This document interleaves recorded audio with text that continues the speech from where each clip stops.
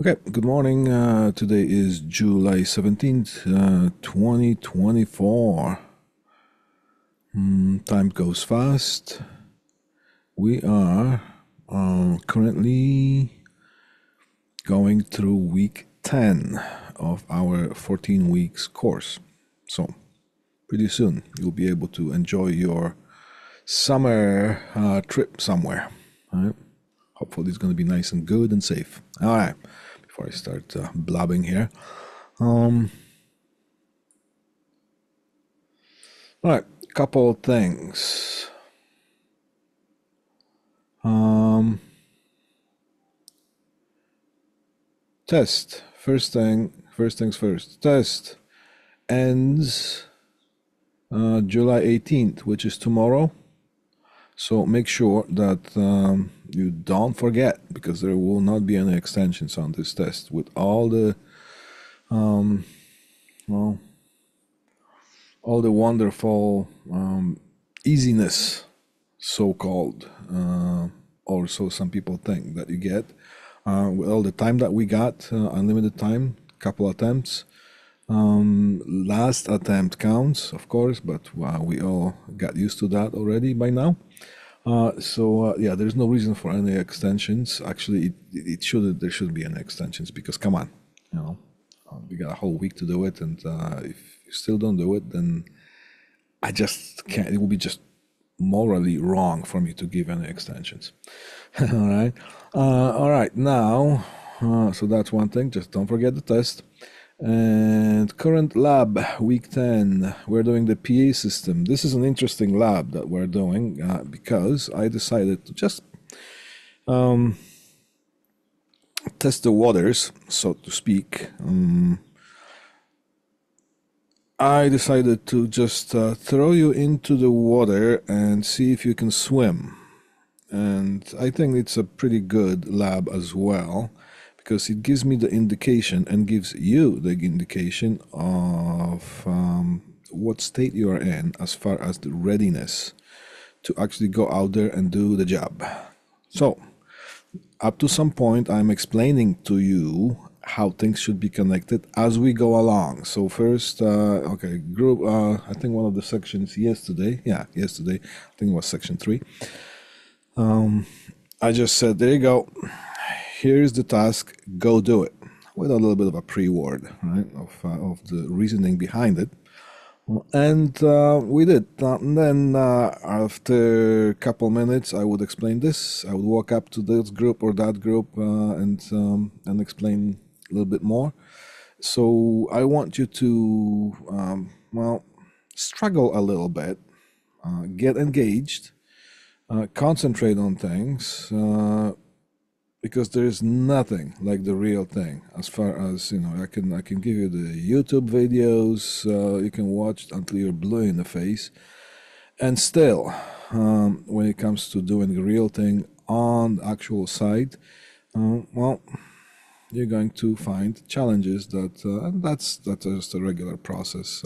I've undergone. I've gone through that kind of process myself some time ago, to know enough that watching someone doing something on video is one thing and actually doing something is another, because we come up to challenges that we would never think about what could possibly challenge us along the way, which is a really, really good and healthy way of basically you getting acquainted with what needs to be done. Now, some of the marks are already rolling in from yesterday. I just decided that since this is your first time, it would be unfair for me to, judge your work. Well, judge. I have to, right? Evaluate, sorry. Yeah, that's a better word for it. Evaluate your work based on what actually should be done in the industry. We have terminated jacks, we have terminated some little detailed things. But then, the lab before, I gave you that termination, the cross connect on BIGS. That involves a little bit of thinking, a little bit of wiring. Now I'm raising the bar a little bit with that PA speaker system. I'm making you sweat on purpose on this thing here, just so you learn properly. Now, some of the marks are pretty not bad. However, don't let that get to your head, because even though that for your first time you get a good mark on that particular lab, which is the current lab with the PA system connection, still there's a lot to be desired, right, when it comes to the what I call wiring hygiene, right? The cleanness of the wiring. Well, we only have 2 hours and I got a full class of people, so I can't evaluate this thing 100% of what it should be as a final product. So I gotta kind of, lower the bar a little bit so things are done in the fair way. One thing at a time. First, you learn how to make this thing work. All right. Then I hope that maybe during one of those labs, I will be able to take a couple of minutes, maybe 5 or 10 minutes, to show you, after you have learned of what the connections are and what the logic behind this whole wiring is, I'll show you how to do things in a nice and clean way, so it meets, well, so-called, if I could say that, industry standards. Basically what you should be doing and how the final product should look like when it comes to professional installation. All right. So, as I said, one thing at a time. I'm happy with the progress. We're doing good. All right. Cool. So, whoops, did I press something? All right. So that's as far as the labs. Please don't be late for this class, for this lab class, because, well, there's a lot to do. And for this one here, we are pairing up. Okay, so find yourself a partner for this lab. All right, so that's as far as the pre-announcements for today. Now let's see here. All right, there we go. This is the last slide that we stopped at, well, last week, a week ago. We're going to finish up. This is going to be the second part of this presentation, and this time, just because it was just on the second slide, I didn't post those notes. The notes are posted and they're triggered to appear in your folders, in your on FOL at 11 o'clock. So now you'll be able to see that and download, right?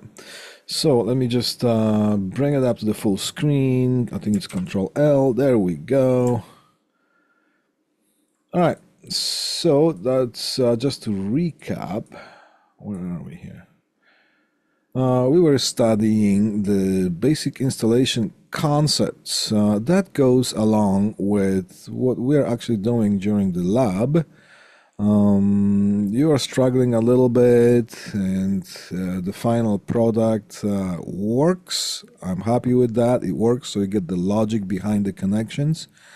But there's the other side of this coin, is that the wiring should be done in certain standards, so the wiring should fulfill certain standards, so it is presentable, one, nice and clean, two, and what's probably the most well, reliable. And the most part is one of the more important aspects is serviceability. So it is serviceable. What does it mean? That means if you need to get at that, if you need to come back to that connection, you're not going to have to figure out the spider web that you have done 5 years ago, but you're going to be able to just go up and undo certain connections that are done up to certain standards, nice and easy. And if you need to add on to existing installation or troubleshoot whatever problem, you should have no issues with, and you shouldn't lose any time on figuring things out on how that particular person during that time did it. Right? So we were talking last time about the differences between the timber framing and the steel or metal framing. As I said, well, we're in Canada here, so we are here in southern Ontario. You'll see most of the residential. This is a recap. Most of the residential framing. Residential would be mostly timber, mostly for the most part. There were also some exceptions, and the commercial framing you will find mostly steel. There's no rule of what should one or the other, but this is just how. Now, when you move out towards the western provinces like Alberta, Saskatchewan, and so on, Manitoba, you're going to find most of the framing done with timber. Even the commercial installations, the commercial structures, you'll find lots of wood there. Just somehow it just, the final product, when everything is covered with everything, you probably see no difference. But once you go underneath those ceiling tiles and poke your head up there, you're going to find those differences. Now, the biggest difference for us, why am I showing you this? Are we going to produce framing? This is not a framing class. So why am I showing you this? Well, because we're going to lay our wiring around that framing. We're going to deal with that framing, and there's certain things that we have to know. How this thing is constructed, how we can do the wiring nice and efficient, and so we don't damage things in a way that it can cost somebody a lot of money or you a lot of money. So there is no any health repercussions later, health related, and I'll show you what I mean. Okay? So, for the most part, when it comes to timber framing, you're going to have those. Well, there are notchings, but quite often you're going to hear the terminology such as horizontal studs or horizontals. When it comes to timber and metal framing, steel framing, quite often you're going to have an open space all the way from the top to bottom. Not always, but for the most part, which means it's easier to install if the drywall is not put on, if it's a bare framing, it doesn't matter to us because we can run the wire with relatively easy. However, the challenge is that sometimes we're going to have to install the wiring after the drywall is installed. So the challenge with the timber is that we got those horizontals. So if you bring the wire from the top, you can only go so far here. And so if you want to install a jack, a wall-mounted jack here, and bring the wire from the top, well, there's going to be a little of a problem. There are ways to go around it or to remedy that, but it takes a little bit knowledge and a little bit of more effort, and sometimes it's more possible than others. So every situation is different. You're going to have to. That knowledge will help you make certain decisions when it comes to installations. Every situation is different. So as we go along, we move on to the interior walls, or interior and exterior walls. Well, what do we have? We do have the framing with 2x4s,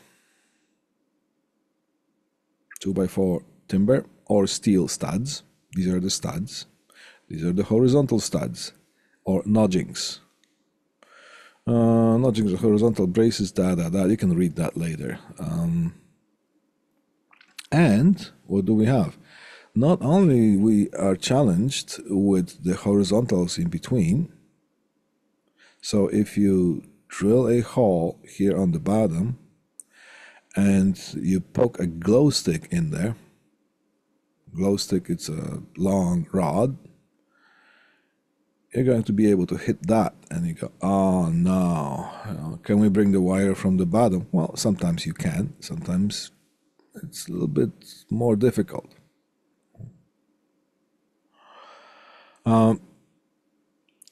But also we do deal with additional challenge, which is the insulation. All right, now, sometimes, especially in the residential, some commercial as well, you are always going to have insulation stuffed in the exterior walls. It's just there. Now, when it comes to interior walls, so there is some room that's inside the building on one side of the wall, and there is also some inside part of the building. It could be dividing wall, right? Separating one room from another. Sometimes you're going to encounter empty walls with no insulation, and sometimes you're going to have insulation in between. What's the purpose of the insulation? Well, there's more than one. One of them is to, for the exterior walls, is to, the heat and cooling, the way the heat and the cold is distributed between the inside and outside. What is the purpose of the insulation on the inside, in the interior walls? Well, it's the sound. If you're ever in a house that if you are in one bedroom and you can talk or make any kind of noise and it's being heard in the living room or in the hallway or in some whatever other room, it could be annoying, right? So it's a really good idea to have insulation in the interior walls, just to have some sort of privacy and comfort of living. So quite often you're going to see insulation in the, so the insulation, if there was no insulation, we could just drill a opening right here on top or on the bottom. So from the top you can just drop the wire. It's going to land somewhere here. You can drill a hole here, and you can just, sometimes you can stick your hand in and grab the wire. You can't do that when insulation is here.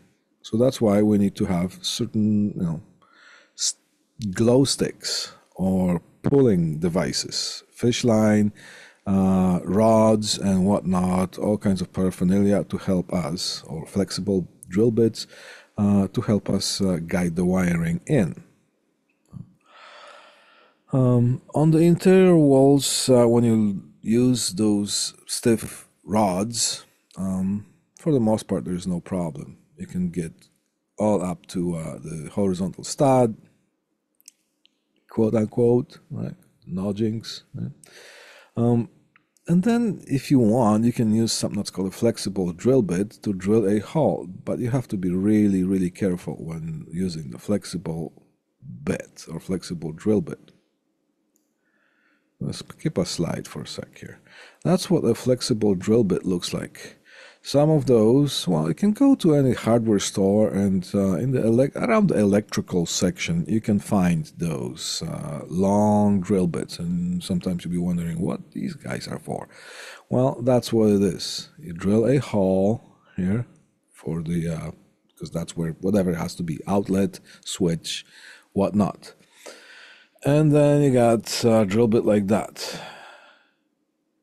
For the most part, they're going to have a screw tip point. So if you just poke that thing in and you just bite in a little bit into that framing, this thing is not going to slide back and forth, because if this were not there, that screw tip pointy thing, the drill bit would slide, and it always would slide towards this corner, so it would come outside because you would find the least path of resistance, and the drywall is much softer than the timber, so yeah, it will just come out on that side or on this side, depending on how this positions itself.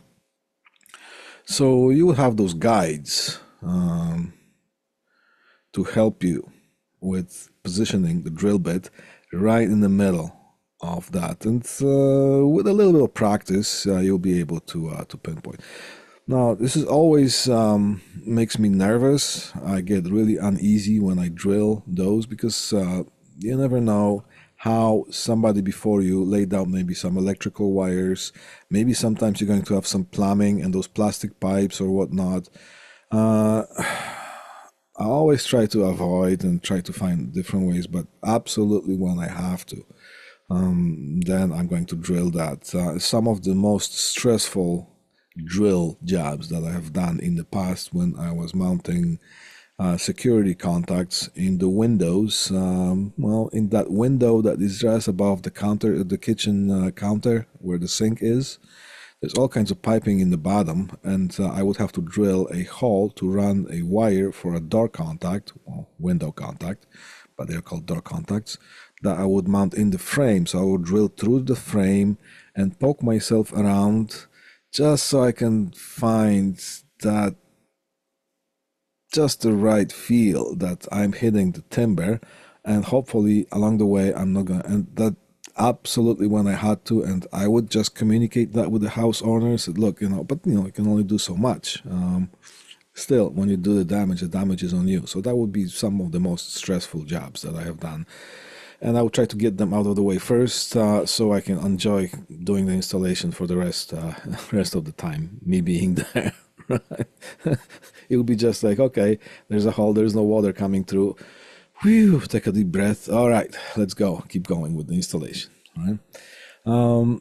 So these are and you can hold that with the guide here, or those drill bits or flexible drill bits, you can actually hold that with your hand and pull the trigger on the drill, the cordless drill or whatever, and you can just guide that little bit. You can just well, adjust the speed and whatnot in order to drill right through the framing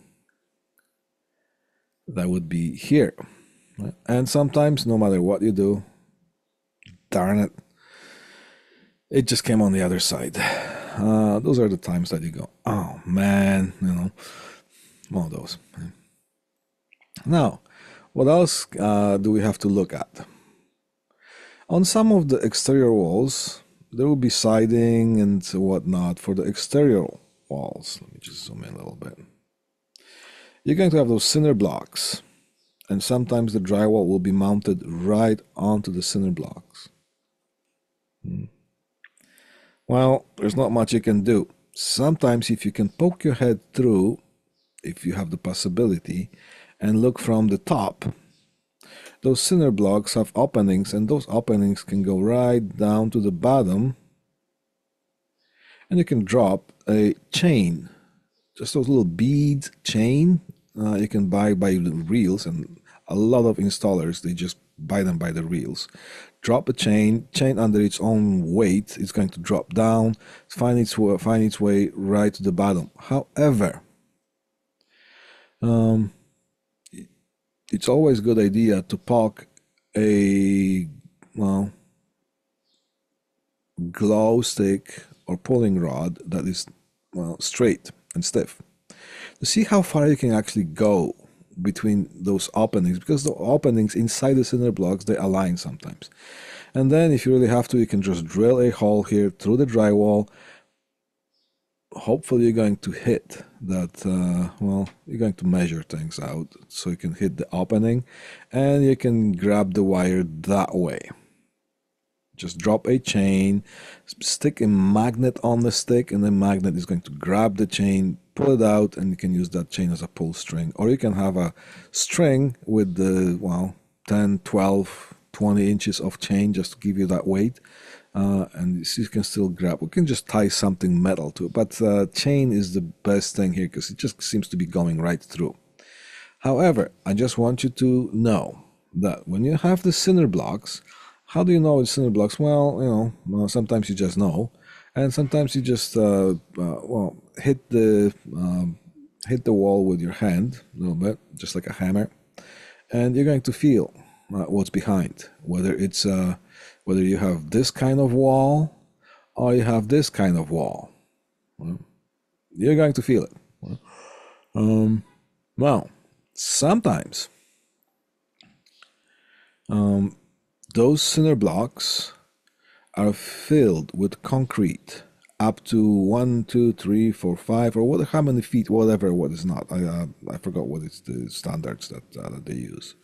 So when you are on the bottom floors, sometimes you're going to have that opening going right through, right through, right through, right through, right up to here or here, and then there's no opening because that is filled with concrete.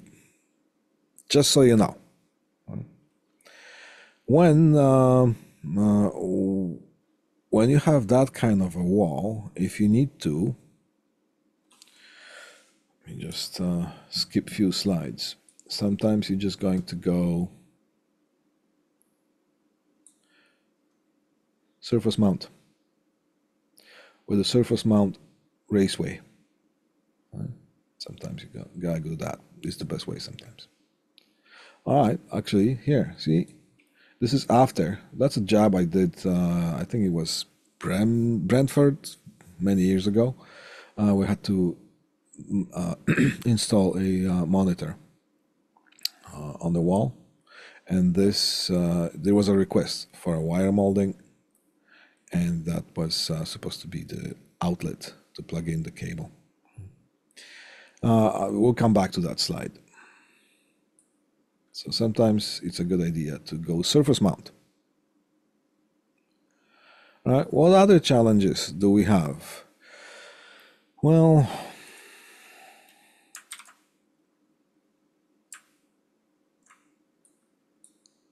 come on, there we are.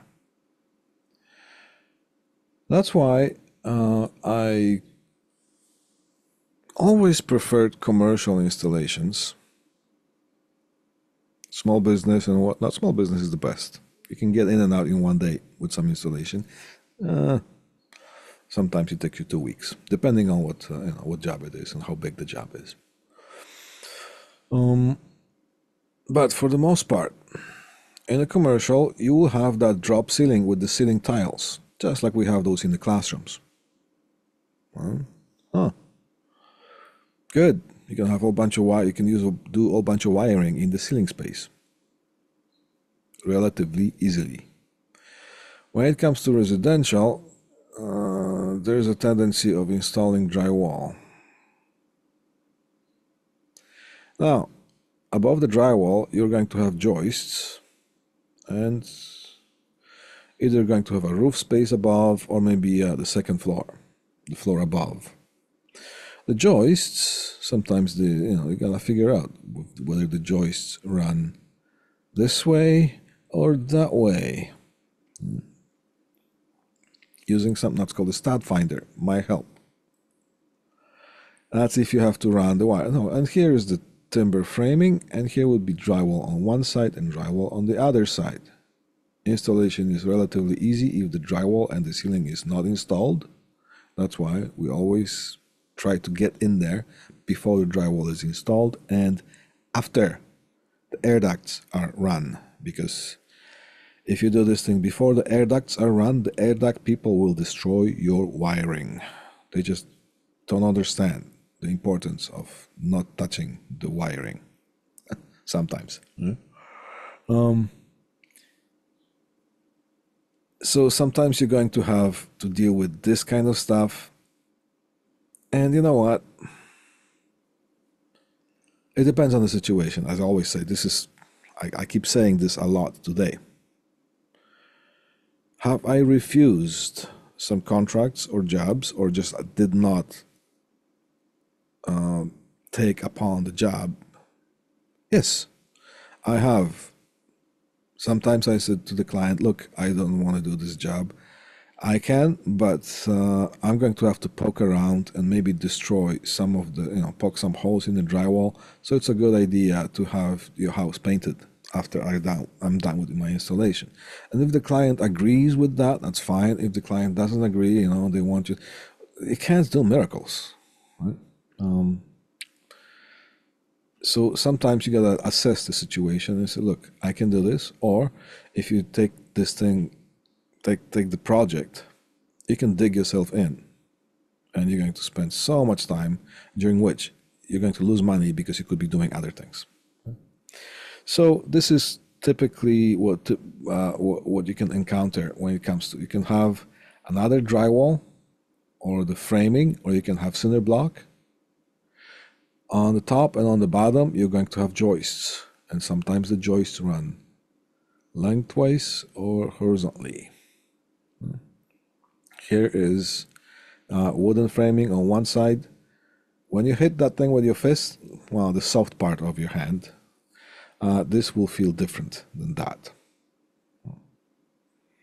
Just go to your house and start poking around. Don't do it too hard. All right? All right. Keep going. We have already seen this here. We explained that. So let's keep moving. Now, see this screen here? It says vapor barrier. How is the modern construction done these days? The exterior walls are constructed in a way that they do have something that's called a vapor barrier. The walls are not completely sealed, because if they were completely sealed, it would be no good. The house needs to breathe. If you have too many openings, then the house would be too breezy. So the wall has to, quote unquote, breathe just the right way. Right? Otherwise, you can have things like black mold, and we're going to touch up on that in the next couple of slides. Why is it important for us to know? Because sometimes we're going to have to run wires along the exterior walls. What's an exterior wall? An exterior wall is a wall that separates the inside from the outside. That's the exterior wall. The dividing walls inside the house or a building that separate one room from another, they will be called the interior walls. Sometimes you're going to have cinder blocks, brick, or whatnot.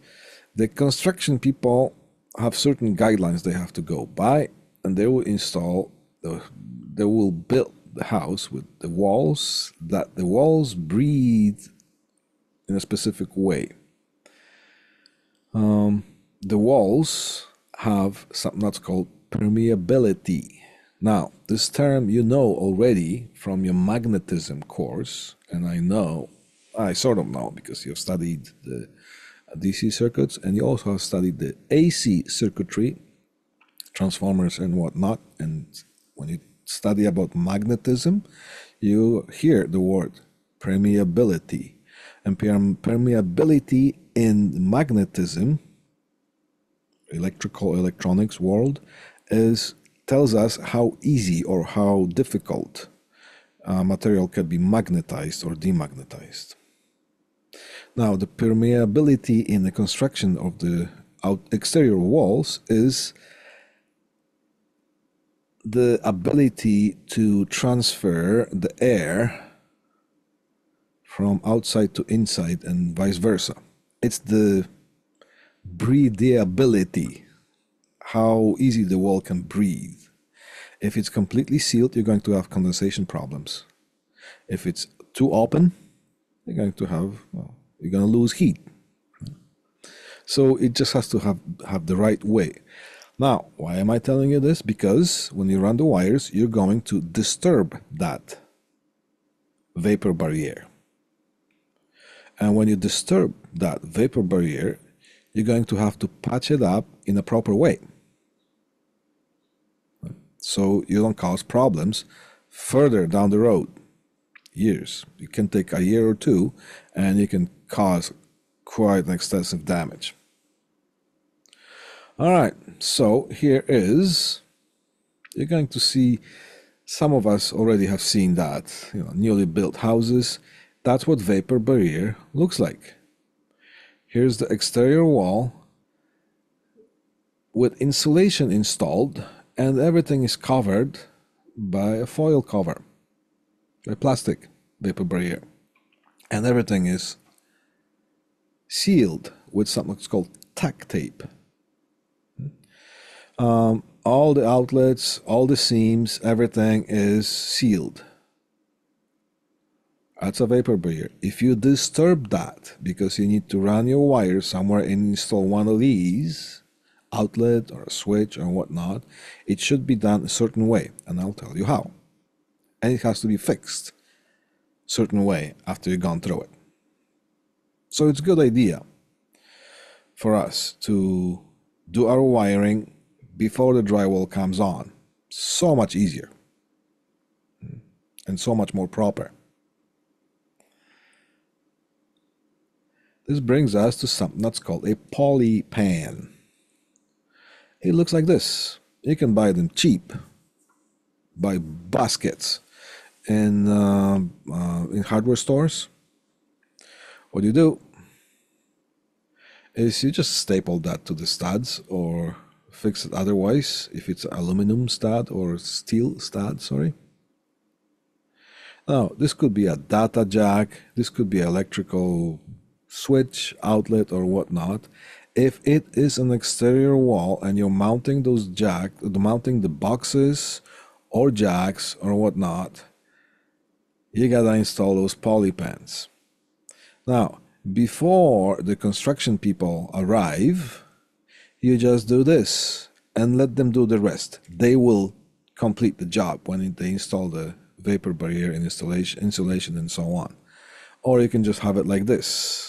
The construction people, the framing people, or the drywallers, whoever does that, they will complete the job, but you have to provide that. If you disturb that, you have to do it. Install the poly pan. Inside the poly pan, there's going to be device box or whatnot, and then seal it with the red tack tape right here. All right.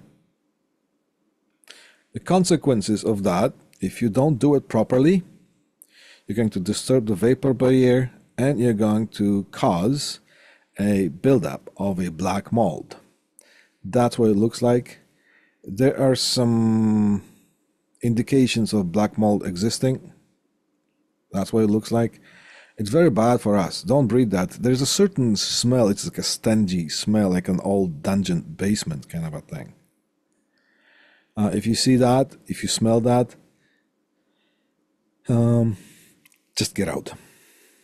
Remove yourself from that room. You don't want to breathe that. It can cause you a lot of health problems. And I have listed, no, I'm not a healthcare professional, but from what I could gather, I just listed some of what is available as a general public information. There you go.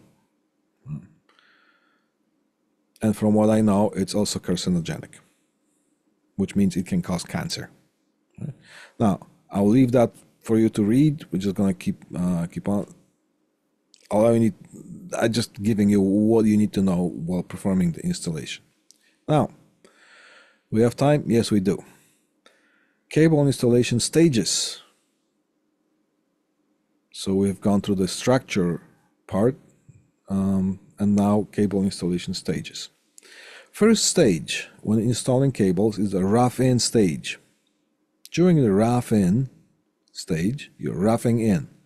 You pull a wire from the proximity of the final destination to the proximity of the final destination on the other side. So over here,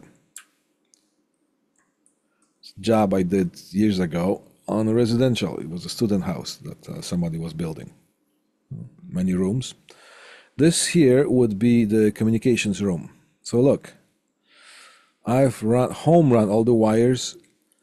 Now I knew that there would be other people coming after me. I secured them, wrapped them with the plastic bags or whatnot, lifted them off the floor so people don't step on my wires. Secure them as much as possible. Then I would wait for the drywallers to come in. they would seal that. This is the interior wall, so there's no vapor barrier, but there will be boxes. So that's the home run. Run the wires like this in the home run location, coil them up, come back later. On the other side, run them as close as possible to the final destination. Sometimes it makes sense to just coil them in the ceiling and then bring them down. Sometimes it makes sense to run them right through the horizontals, bring them right here, and just coil them up. It depends.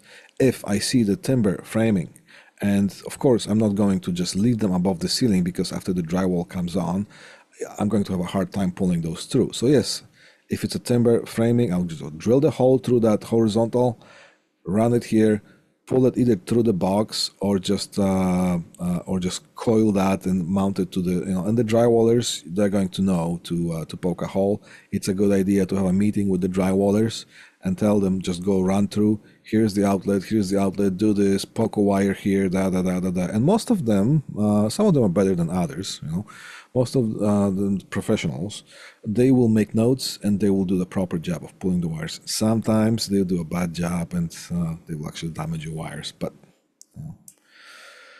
then you have to deal with that.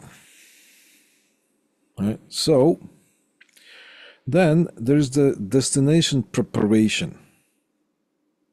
After roughing, you just do that and you go and do other projects and either wait for the phone call from the clients and say, yeah, we're ready for the next stage, or you just, once in a while, you just poke your head in there after work and just go and see what the construction is. And you're not going to do one project only. You're going to juggle multiple projects at the same time.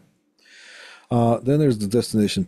All the cables pulled down to the boxes, labels transferred. So labels, numbers, remember, labels have to be transferred. So all cables have to be labeled on both ends, so we know what's what, right? So what did I say here? All cables pulled down to the boxes, grommets here, or that would be a grommet right here, all right? That orange thing here, or boxes. Installed, and in this one here, that kind of overlaps with the roughing or destination prep. Sometimes you can actually terminate the jacks and shove them in the box. Wait for the drywallers to keep working on their things, or after the drywall is installed, you can just do that and you still shove it in the box.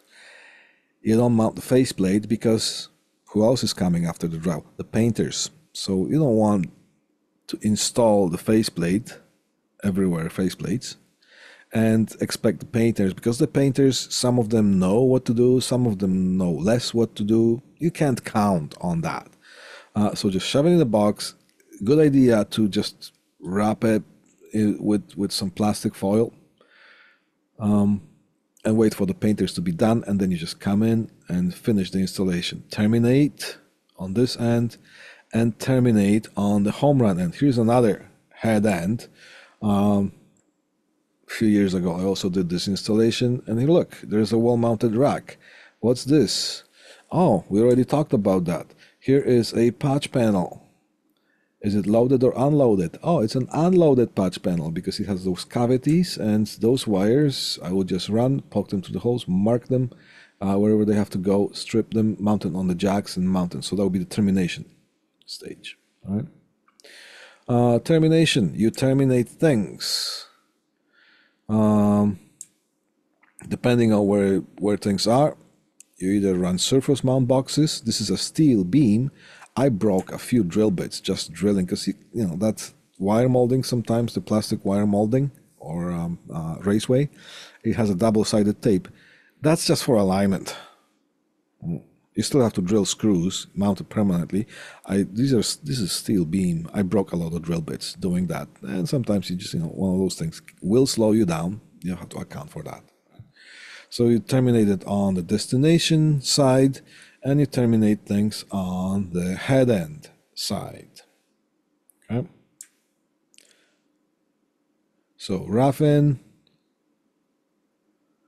and destination prep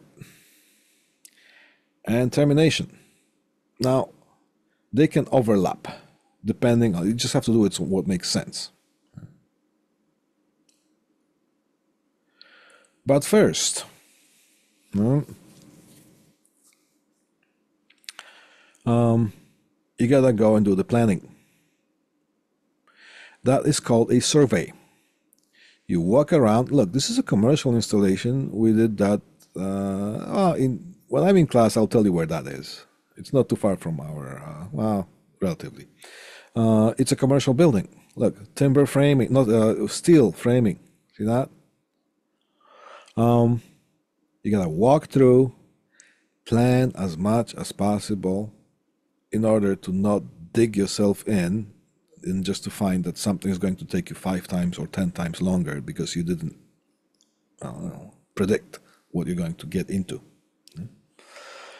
And sometimes you do this with the client present. Sometimes you just walk in there and do that and let the client know for approval. Who is this? That's not me. It's one of our profs too that we used to work together. And at the end, you're going to do what? The deliverables with lots of pictures. Lots of pictures. This is a job I did in Brantford. We had to install this monitor, run the wire molding along the wall to plug that in, and this is looking from the top right here on the monitor. I installed a grommet, poked all the wires through the wall, and there's a cinder block on the other side. All the wires, that's what it looks like on the others, right above here in the ceiling. These here are safety chains. I installed the safety chain. They did not provide it in the contract, but I was the last one to touch it. I didn't want that thing to fall on somebody's head. If somebody moved it, somebody was doing something there after me, this thing falls on somebody's head. Safety chains, I did that out of my own thing because I just wanted to sleep at night. And then there's in the head end. So we took all pictures that were required and give them as much as possible. I even put those in the Photoshop, and I labeled where everything is. If somebody comes after me and they have to look for things, they don't have to figure things out. They will know what to look for and where. Okay? Deliverables are important. Sometimes you're going to have to do exactly as you're told, or else you don't get paid money, or you don't get paid. And sometimes if they don't specify, you're going to have to think of giving them as much as possible, information as possible. So, so you just got to cover your behind in that when it comes to, and take as many pictures as possible, because sometimes they will ask you afterwards, by the way, how did you do that? Here it is, right? Now, at the end, yay or nay, as far as, this is just kind of a dessert. Is this a good wiring? Yes, it's a good wiring hygiene. All the labels are there. Somebody even color coded. And sometimes you're going to have requests. This color of the wire specific for data, this color for the cash registers, this color for the phones, and you're just gonna have to do that. That's the patch panels head-end termination. So yes, this would be yay. This takes a long time to do that.